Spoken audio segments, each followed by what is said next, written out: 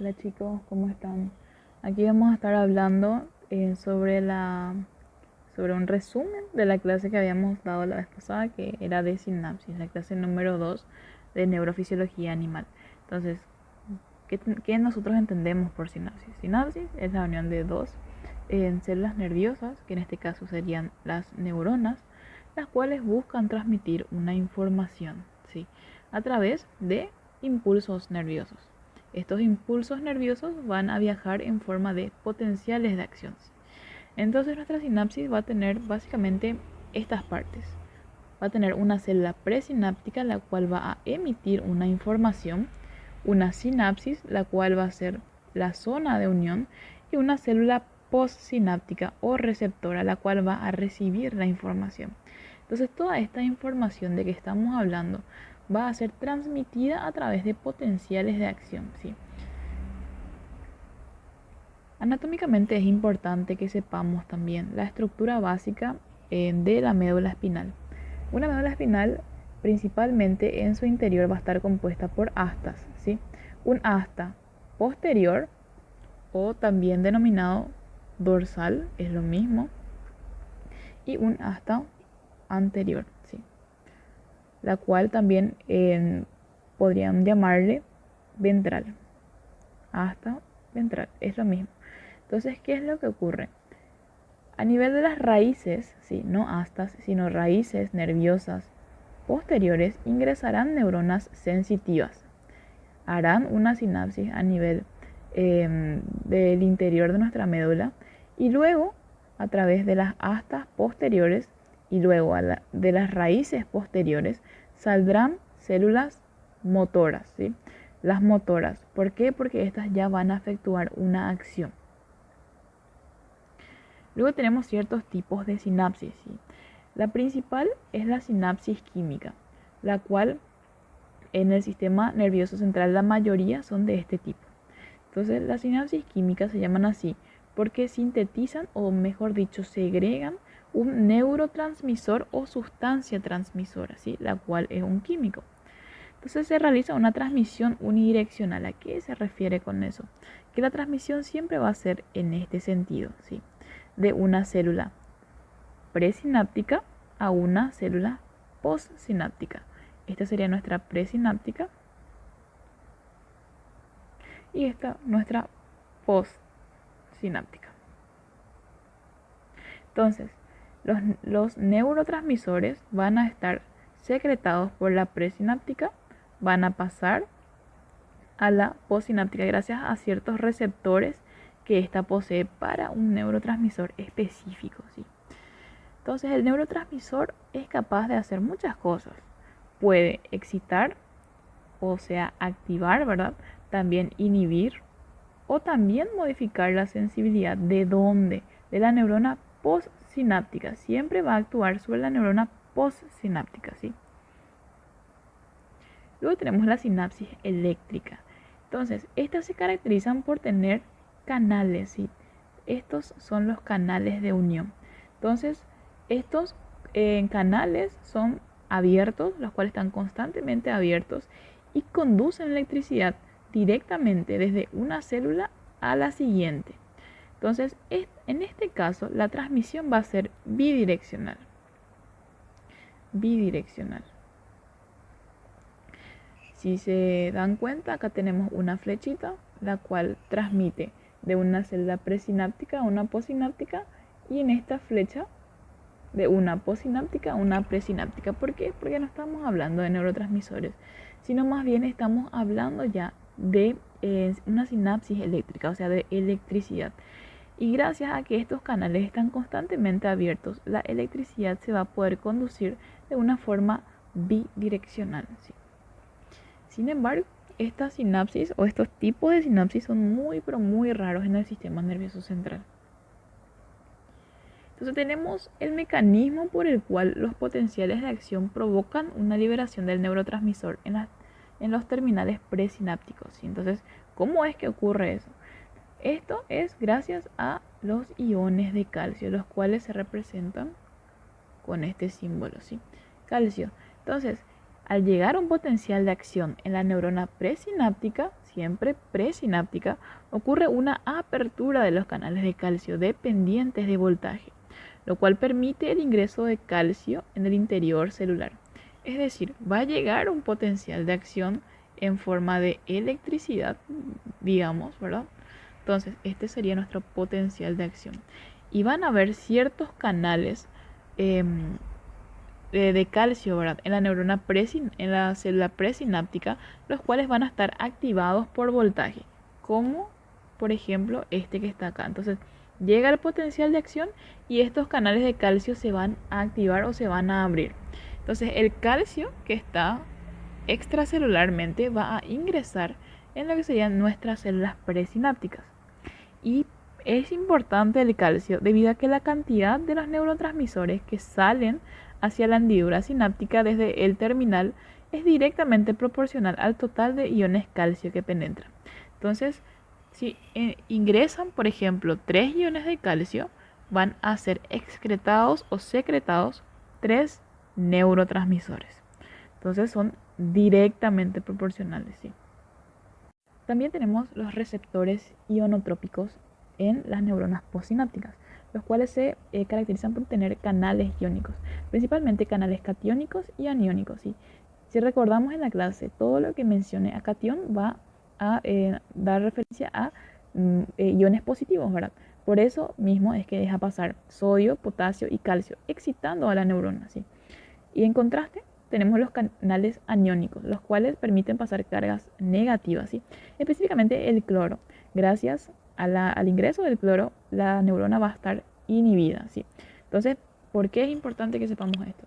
Porque si tenemos un potencial de reposo de, por ejemplo, menos 65 milivoltios y esto sube a menos 45 milivoltios, va a ser gracias a los canales catiónicos que dejaron ingresar sodio, potasio o calcio, ¿sí? Los cuales van a despolarizar nuestra membrana volviéndola más positiva, ¿sí? Sin embargo, los canales aniónicos podrían transformar nuestro potencial de reposo de menos 65 milivoltios a uno mucho más negativo, como por ejemplo menos 90 milivoltios, ocurriendo la inhibición, ¿sí? Esto es gracias a el cloro.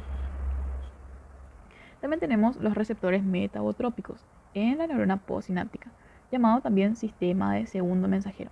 Es muy importante este tipo de receptores debido a que provocan cambios ya a largo plazo, ¿sí?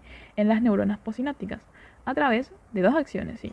Excitación o inhibición, cualquiera de las dos, por medio de la activación de un sistema químico de segundo mensajero. Bueno, entonces básicamente, ¿cómo es que ocurre la transmisión? A través del segundo mensajero, sí, o los metabotrópicos. Vamos a tener dentro de nuestra célula, ¿verdad?, una proteína muy importante, la que se llama proteína G, la cual va a tener 3 subunidades principales, la alfa, la beta y la gamma, ¿sí? Estas subunidades van a estar unidas con un GDP, ¿sí?, o guanosina difosfato. Entonces, a nivel de nuestra neurona postsináptica estamos, ¿sí?, va a llegar una sustancia transmisora, como un neurotransmisor.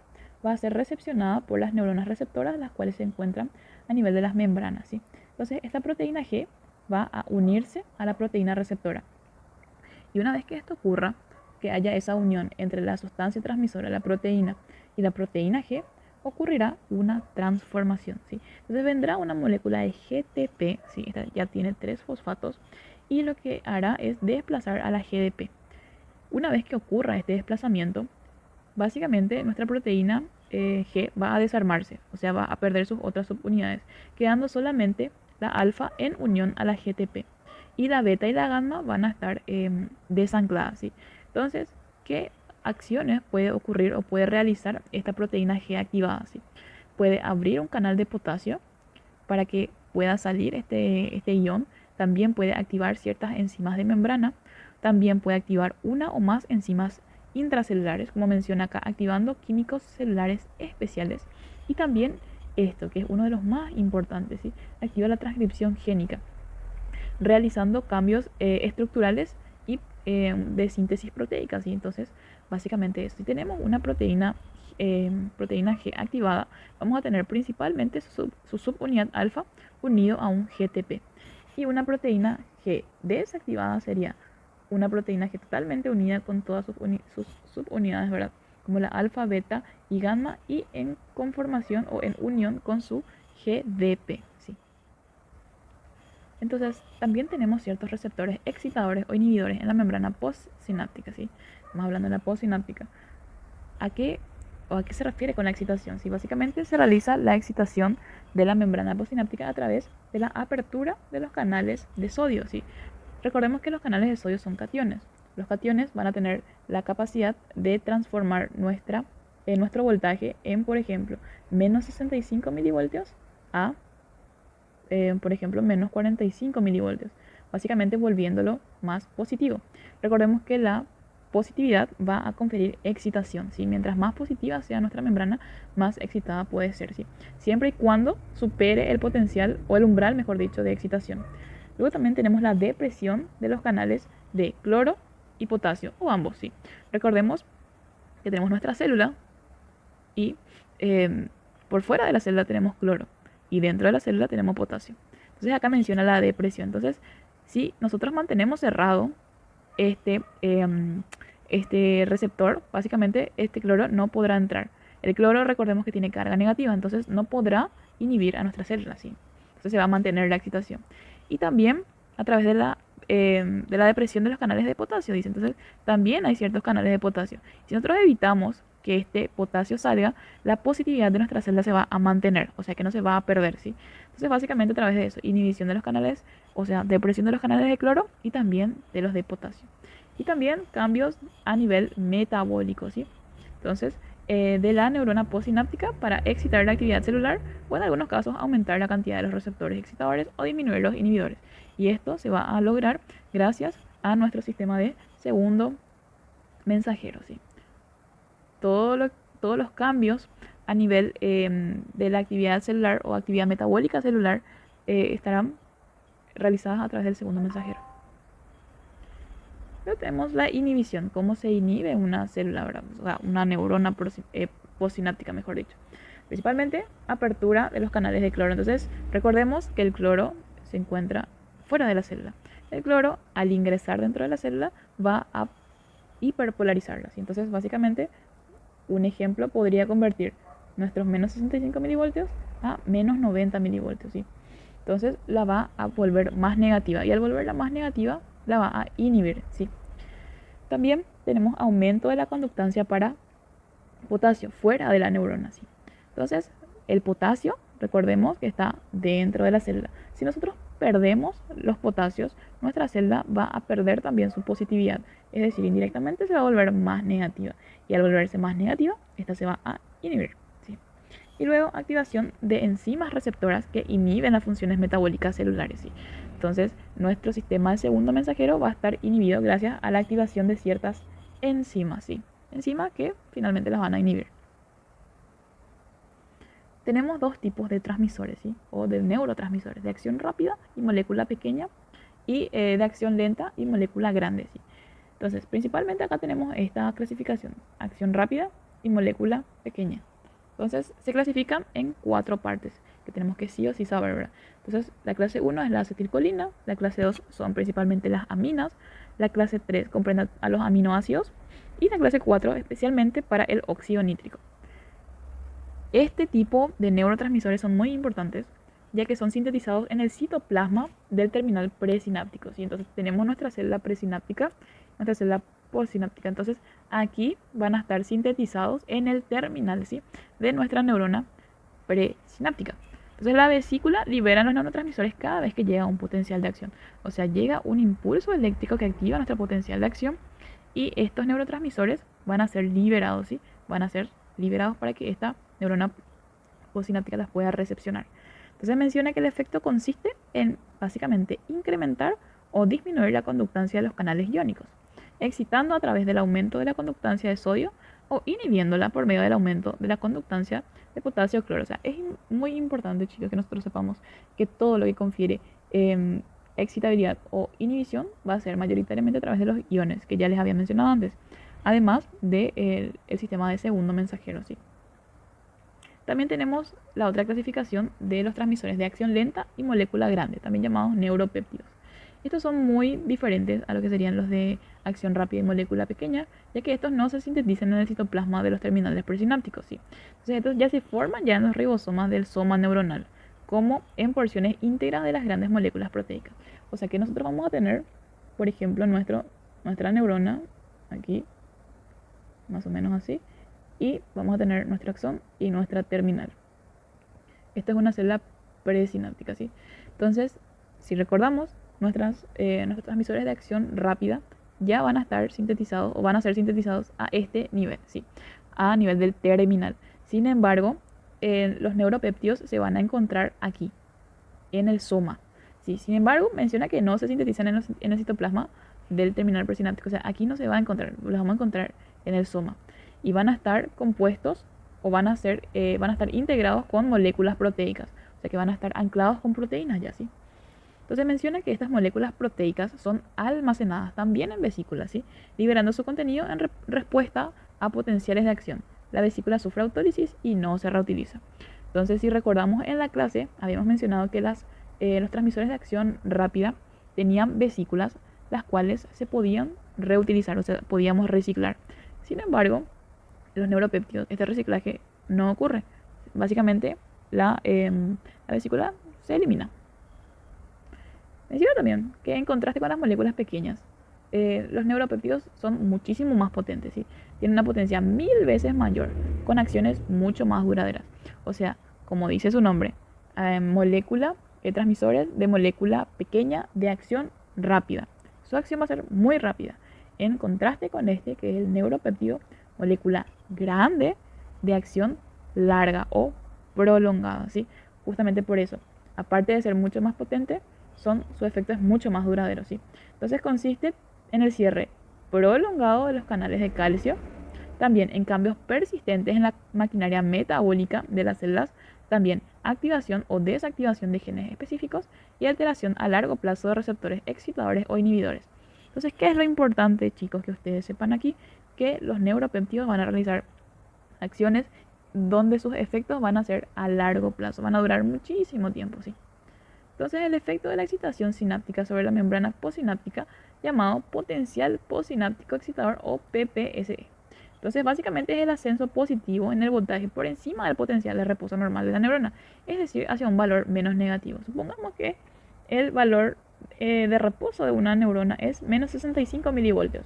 Entonces, el PPSE lo que nos va a permitir es volver más positivo este valor. Este es el umbral que se debe superar para que pueda ocurrir un potencial de acción y se pueda transmitir la información. Si nosotros cambiamos este potencial de acción gracias a los canales iónicos o gracias a los neurotransmisores que los activan, ¿verdad? Nosotros vamos a poder poner o convertir a nuestra membrana, a nuestra célula, a un valor mucho más positivo, ¿sí? Entonces, una vez que tengamos este valor positivo, se podrá transmitir el potencial de acción y finalmente la información. Entonces, menciona acá en la figura A, sí, que tenemos menos 65 milivoltios. Este voltaje se extiende por toda la membrana, ¿sí? Entonces, toda la membrana va a estar en reposo. Luego ocurre una excitación, ¿sí? Va a haber una excitación gracias a, obviamente, un potencial de acción previo, donde permitirá la entrada de sodio. Y recordemos, el sodio es un catión, es decir, una molécula, un ion positivo, ¿sí? Entonces, este sodio lo que va a permitir es, en palabras arcaicas, positivizar a lo que sería nuestra neurona postsináptica. O sea, básicamente despolarizarla, ¿sí? Entonces, esta se va a volver más positiva. Y una vez que se vuelva más positiva, esto va a permitir la transmisión de este potencial de acción y la propagación del mismo. Sin embargo, ¿qué ocurre, verdad, en la inhibición? Entonces, para inhibir, entre otras cosas, se permite la entrada de cloro. El cloro es un anión, ¿sí? Un ion negativo. Entonces, podría pasar que esto ocurra en la hiperpolarización. También con la salida de potasio al exterior. Entonces, básicamente tenemos esas tres partes importantes. Entonces, la sumación espacial en las neuronas, también llamado umbral de disparo. Entonces, es importante que sepamos, ¿verdad?, que para que se excite una neurona y realice su acción, ¿verdad? Generalmente no es posible que solamente un terminal presináptico termine sobre la superficie, ¿verdad?, de una membrana postsináptica, o sea, de una célula postsináptica. Es necesario que hayan varias células presinápticas las cuales se unan con nuestra célula postsináptica para que todas ellas al mismo tiempo transmitan un potencial de acción. Esto se llama sumación. Repitiendo, cuando varias células presinápticas se unen, o terminales presinápticos, mejor dicho, se unen a nuestra neurona postsináptica. Y para que se active la excitación es necesario que todas estas neuronas presinápticas realicen un potencial de acción a la misma vez, ¿sí? Entonces, cuando el PPSE llegue a un nivel suficiente, alcanzará el umbral de disparo y producirá posteriormente el potencial de acción, ¿sí? Luego tenemos la sumación temporal causada por descargas sucesivas de un terminal. Entonces, esto ocurre cuando un solo terminal presináptico se une con nuestra neurona postsináptica. Pero, ¿qué es lo que pasa acá? A diferencia del otro caso. En una célula presináptica ocurren varias descargas, ¿sí? Vemos varias descargas. Entonces, vemos que existen descargas sucesivas de un solo terminal presináptico. Entonces, si estas ocurren lo suficientemente rápido y con la suficiente frecuencia, podrá activar el potencial de acción para que finalmente se pueda transmitir la información. Entonces, tenemos también una característica muy especial de la transmisión sináptica, que es la fatiga, o sea, en otras palabras, el cansancio, ¿sí? Entonces, cuando una región del sistema nervioso central se encuentra hiperexcitada, ¿sí? Entonces, cuando está siendo excitada en gran medida y muy frecuentemente, la fatiga permite que desaparezca el exceso de excitabilidad pasado un tiempo. O sea que permite que la neurona básicamente descanse. Entonces, esto obedece a principalmente una razón, ¿sí? Que es el debilitamiento parcial de las reservas de neurotransmisores en los terminales presinápticos. O sea que en los terminales presinápticos se le acaban los neurotransmisores excitadores. A eso se refiere. Bueno, chicos, el resumen de la clase de sinapsis es hasta acá. Recuerden que hay mucha más información que deben estar leyendo de las clases y del libro, entonces esto nada más es una síntesis, ¿sí? Nos vemos. Chao, chao.